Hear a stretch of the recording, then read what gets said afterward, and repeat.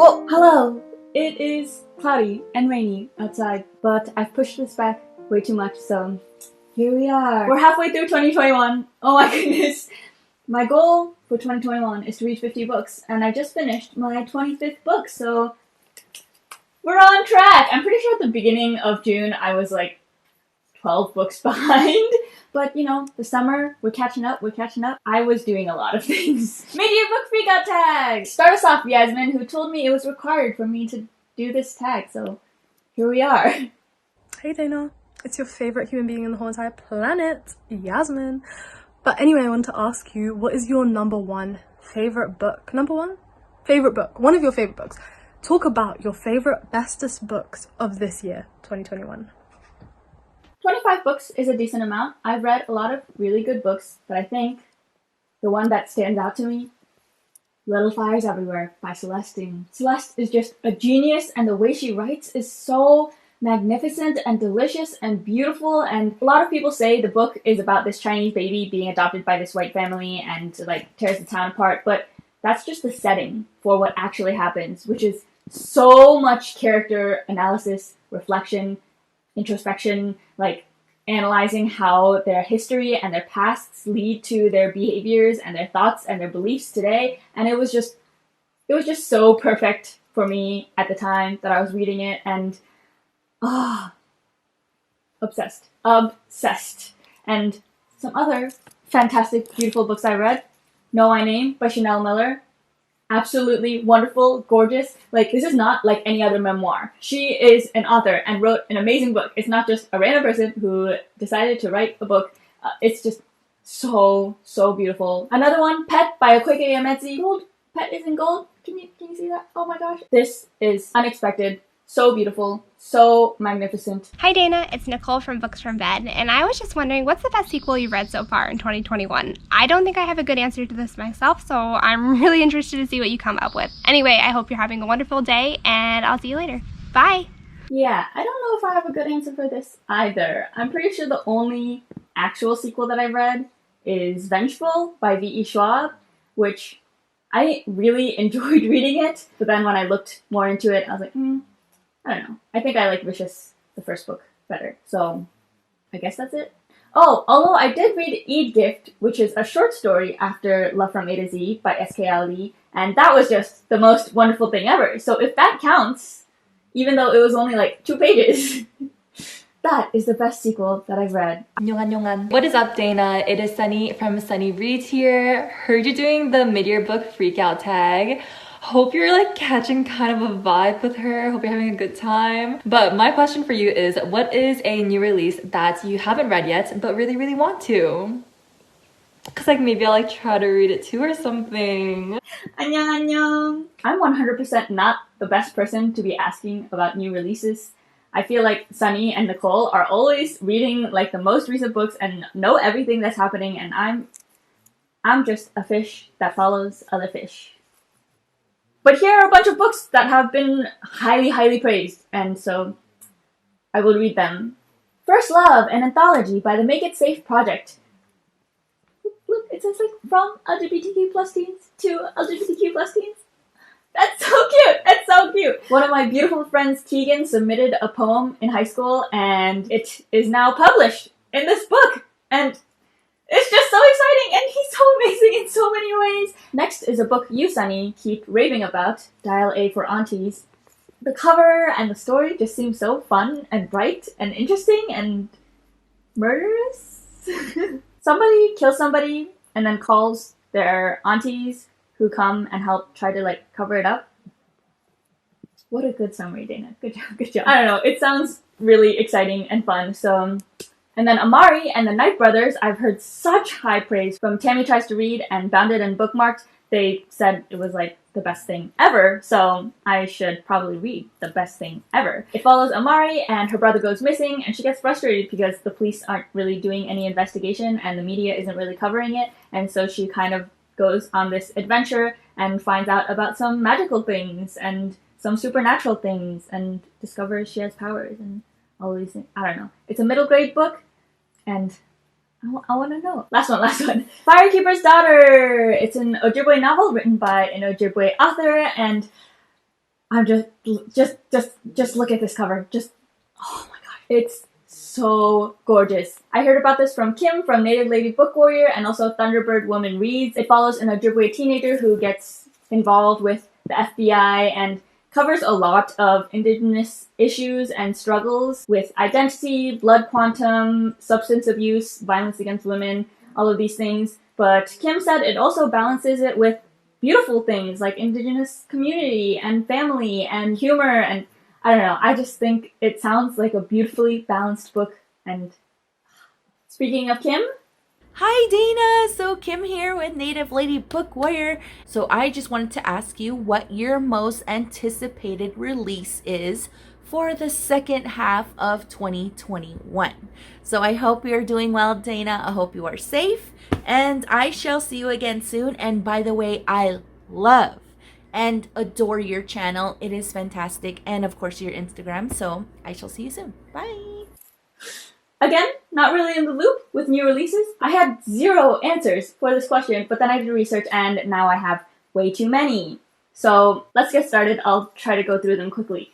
Velvet Was the Night by Silvia Morena Garcia, who also wrote Mexican Gothic and The Beautiful Ones, both which I've only heard praise about, so I guess I have to get on the Silvia Morena Garcia train. Mexican Gothic is categorized as horror, and like, I really can't do horror, so like, how horror is this horror? I don't know. I can't do scary things. I'm sorry. But so many books seem so interesting, But anyway, Velvet Was the Night takes place in 1970s Mexico City, and the main character Maite's neighbor, Leonara, kind of lives her life the way that Maite wants to, but then one day goes missing, and so Maite takes it upon herself to search for Leonara, and another man is also searching for her, and they encounter like spies and other people who are trying to keep Leonara's secrets secret. I have to be honest, I looked into books that I thought the covers looked super cool, and look at this cover. It looks super cool! Her name is Night, November, Yasmin, Angoe. It's about this assassin who's trying to take down the human trafficking ring and also avenge her family, and that's just, like, so many things. It's said to be equal parts love story, action thriller, and social commentary, so...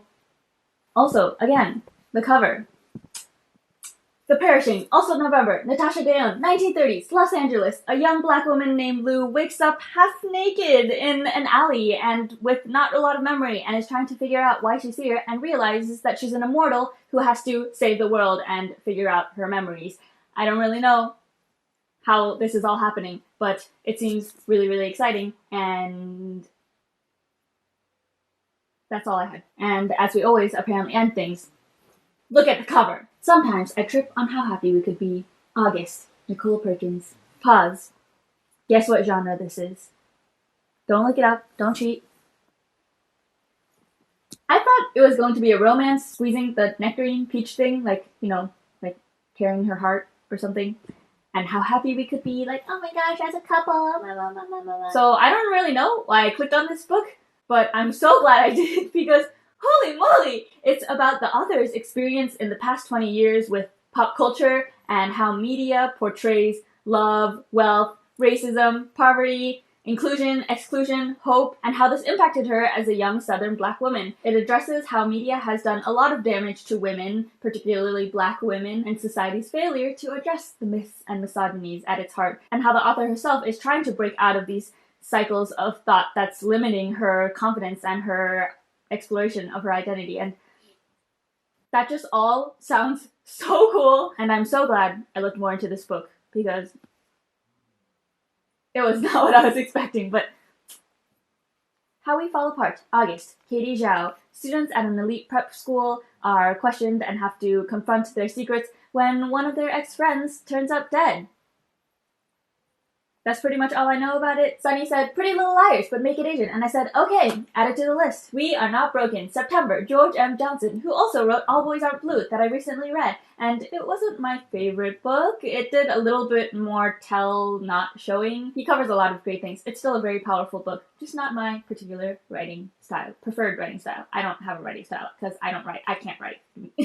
But We Are Not Broken follows the 4 cousins, including George M. Johnson, and how they grew up under Nanny, who was, like, the most beautiful part of that book. She's just such a loving human, and I'm just very excited to read more about her and how she raised these young Black boys and led them through their first encounters with racism and identity. And she was just the most beautiful, loving human ever. Like, she loved all of them in different ways and showed that love in different ways to accommodate for each of their needs. And it was just, I want to be Nanny.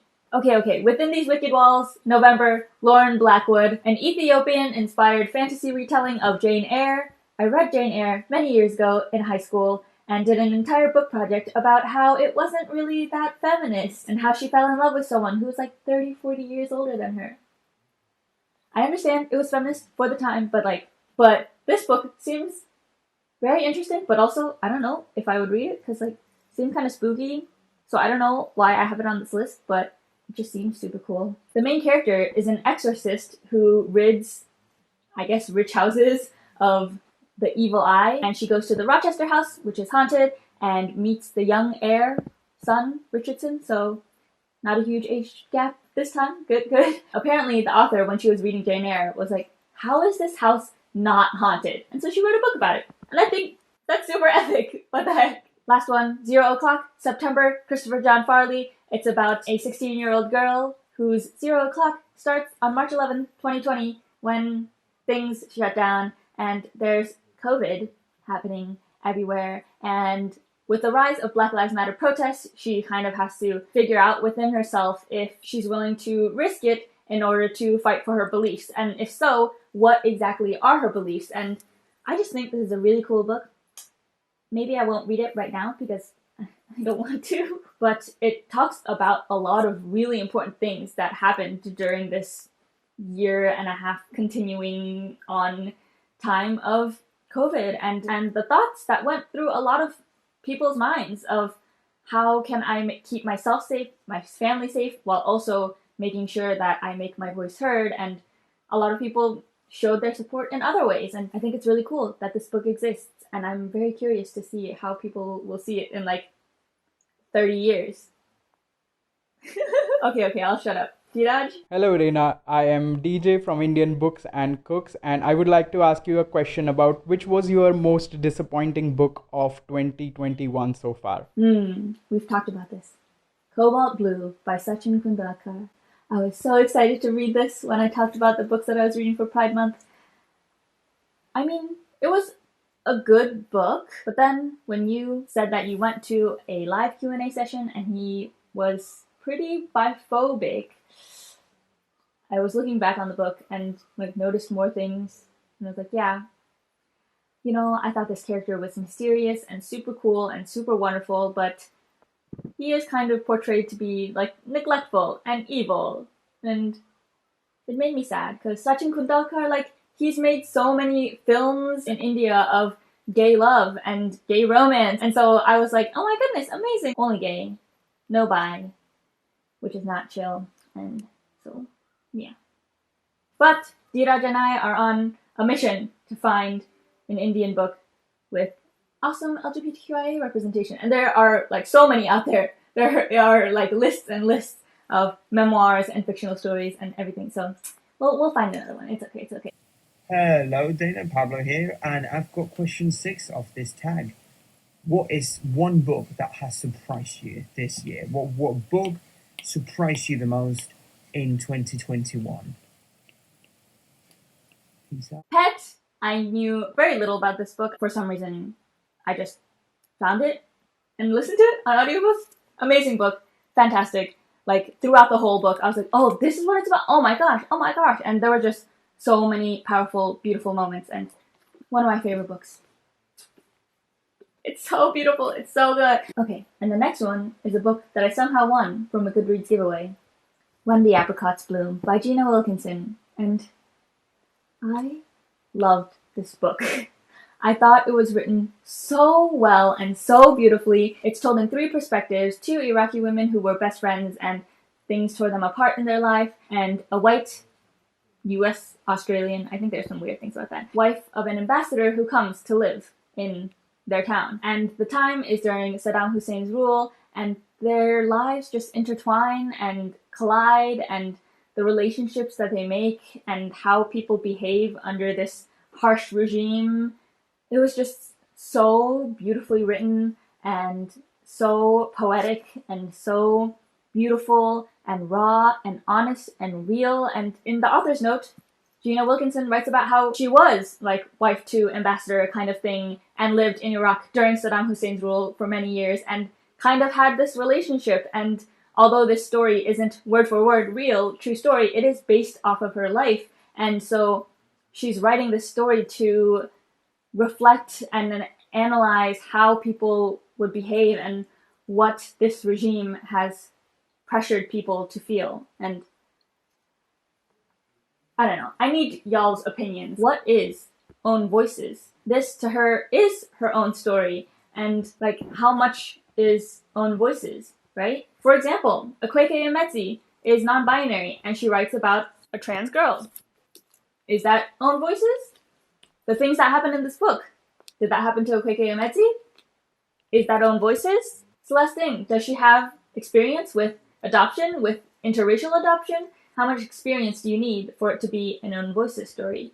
Like, Gina Wilkinson lived in Iraq for several years, but is there like a number of years that she needs to be able to write this? Like, I don't know. And I looked up a lot of reviews, and a lot of the ones on Goodreads are just a bunch of middle-aged white women like talking about how it's a white woman writing this book. There were also some white women saying like, oh, I'm trying to diversify my reading, which, okay, maybe this is not like the number one book I would recommend if you're trying to diversify your reading, but you know. And also on YouTube, there's very little talk about this. Do something for me. On YouTube, look up When the Apricots Bloom book and see how many videos it takes for mine to show up. Because I think there's like that few. I don't know. But I loved this book. I think it was written very well, and I will defend this book until someone more educated than I am points something out and discredits this book. But I think it was wonderful. Anyway. Hey Dana, it's Rana, and my question for you is, who has been your new favorite author of 2021 so far? It doesn't really matter whether they are a debut author or a new to you author, just a new author that you now consider them to be one of your favorites. I've already raved about these people, so Celeste, Chanel Miller, whatever they write next, I will consume immediately. Also, Akwaeke Emezi. They have a bunch of other books, so I'm gonna need to get on that. Hi, I'm Hannah from Hannah's Bookish Studies. My question for Dana is, who is her newest fictional crush? Hannah, I know you really wanted to hear my answer for this, but I have a question for y'all. What is a crush? What is a crush? Versus, like, I just really love this character, they are an amazing human, versus, like, I want to be friends with this human, versus I have a crush on this human. Like, what is a crush? Somebody please explain this. I've asked like many of my friends this. What is a crush? Like, so I'm just gonna cop out and tell you some of the beautiful characters that I want to be friends with.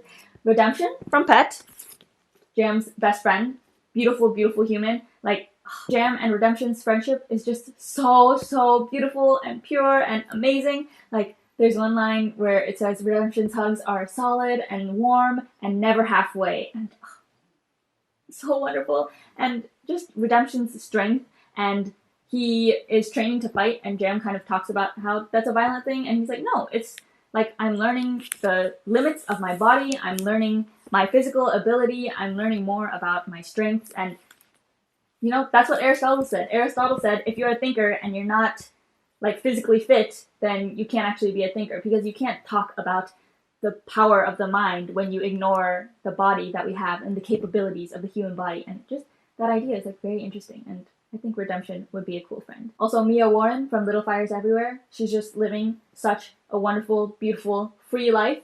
I want to live that life. Mia, you know, we should be best friends and drink tea in random places everywhere.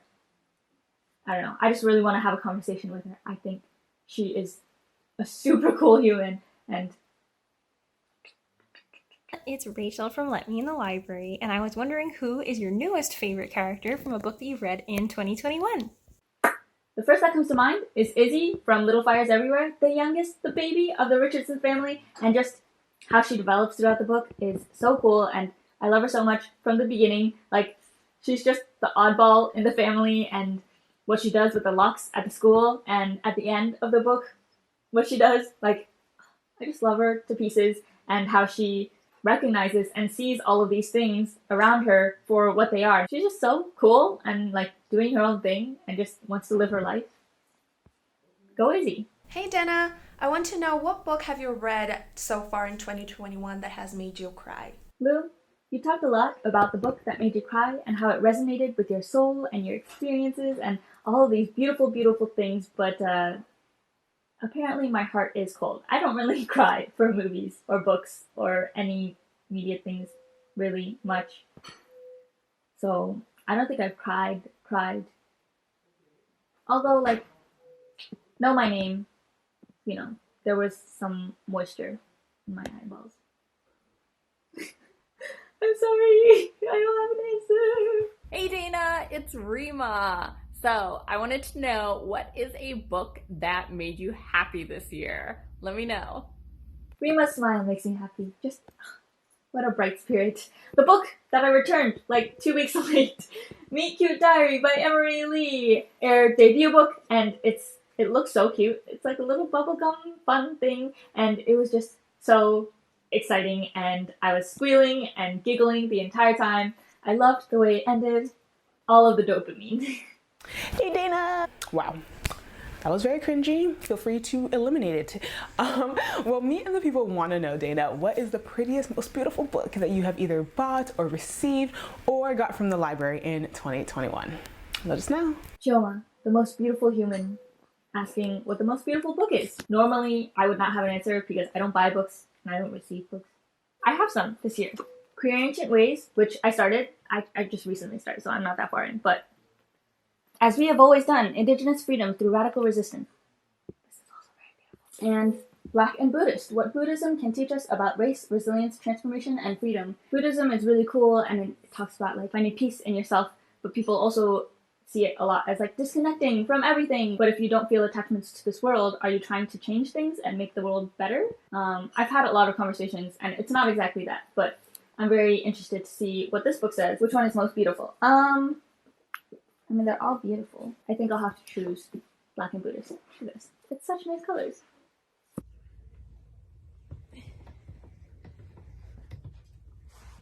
What books do you still have to read by the end of the year? Please say a higher number than me. Please. After doing research of recent releases and seeing everyone's best favorite books in the mid-year freakout book tag, there are just way too many. I mean, Jéla, I hope you finish everything on that cart. Oh! I said that I would read this at the beginning of 2021, but here we are, halfway through, and I was supposed to read this. It's like Yasmin's favorite book ever, and it sounds really cool, but it's just very fat, and I'm scared to start it. I can't push it back. I can't push it back any longer. We're gonna finish this year. Okay, Jéla? Also, There by Tommy Orange. I just got this book from the library yesterday, and I'm very excited to read it. I heard about it again from Tim, Native Lady Book Warrior, and Bear, Etu Brody, and I just heard so much praise about this book. It follows 12 characters from Native communities who all go to the big Oakland powwow, and it just explores how Indigenous and urban life like intertwine and their identities, and very, very cool.